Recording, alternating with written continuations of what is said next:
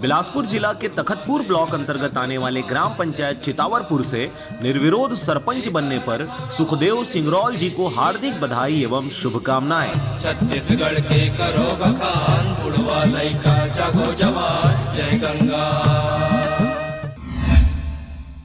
नमस्कार, आप देख रहे हैं आरजे रमझाझर और मैं हूं पुखराज सिंह। पंचायतों में पंच सरपंच चुनाव के बाद पंचों के द्वारा सभी पंचायतों में उप सरपंच का चुनाव 24 फरवरी को एक साथ होना है। देखिए रिपोर्ट। इसके लिए रायगढ़ जिले के बरमकेला जनपद पंचायत अंतर्गत आने वाले सभी 96 पंचायतों के पीठासीन अधिकारियों को प्रशिक्षण जनपद के सभा कक्ष में रिटर्निंग अधिकारी, सहायक रिटर्निंग अधिकारी के द्वारा दिया गया। इस तरह से उप सरपंच चुनाव की पूरी तैयारी हो चुकी है। आपको बता दें कि 24 फरवरी को ही पहले नामांकन, फिर निर्वाचन और उसके बाद परिणाम घोषणा कर दी जाएगी।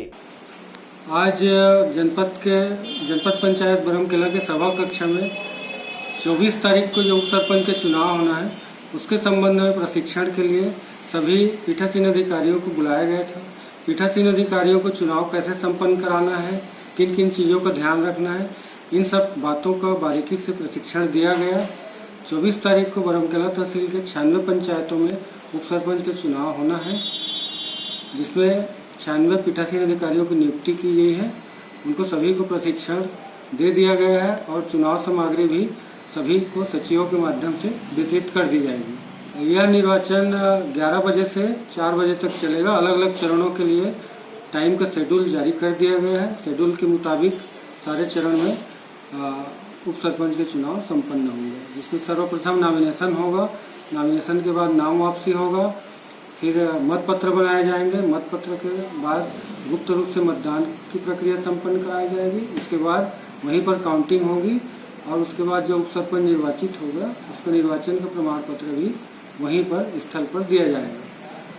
गौरतलब है कि अपने अपने चहितों को उप सरपंच बनाने की कवायद जोरों पर चल रही है। खासकर नवनिर्वाचित सरपंचों द्वारा अधिकतर स्थानों में अपनी प्रतिष्ठा का सवाल बनाकर लॉबिंग करने में जुटे हैं। फिर भी कई स्थानों में इसके उलट होने, कुछ स्थानों में निर्विरोध बनने की स्थिति भी हो सकती है। कुल मिलाकर इस छोटी पद के लिए बड़ी कोशिशें जारी है। पंचायत एवं ग्रामीण विकास विभाग द्वारा जैसा कि निर्देश प्राप्त हुआ है कि 24 फरवरी 2020 को पंचायतों के उप सरपंच का निर्वाचन किया जाना है, जिस संबंध में आज 20 फरवरी को पीठासीन अधिकारियों की प्रशिक्षण आयोजित की गई थी, जिसमें पीठासीन अधिकारियों को निर्वाचन संबंधी जानकारी प्रदान की गई। उन्हें बताया गया कि जिस पंचायत में सरपंच का पद अनुसूचित जाति, जनजाति, पिछड़ा वर्ग का अभ्यर्थी निर्वाचित हुआ है, उस पंचायत में उप सरपंच का पद किसी भी वर्ग के लिए होगा। और जिस पंचायत में उप सरपंच का निर्वाचन अनारक्षित श्रेणी में हुआ है, उस पंचायत में उप सरपंच का पद अनुसूचित जाति, जनजाति या अन्य पिछड़ा वर्ग से होगा। इसके साथ ही नामांकन प्राप्त करने के उपरांत जो अभ्यर्थी होंगे उसमें एक समर्थक होगा और एक प्रस्तावक होगा। समर्थक एवं प्रस्तावक एक अभ्यर्थी के लिए केवल एक ही मान्य किया जाएगा और अभ्यर्थियों के नाम का निर्धारण हिंदी वर्णमाला के अनुसार किया जाएगा। इसमें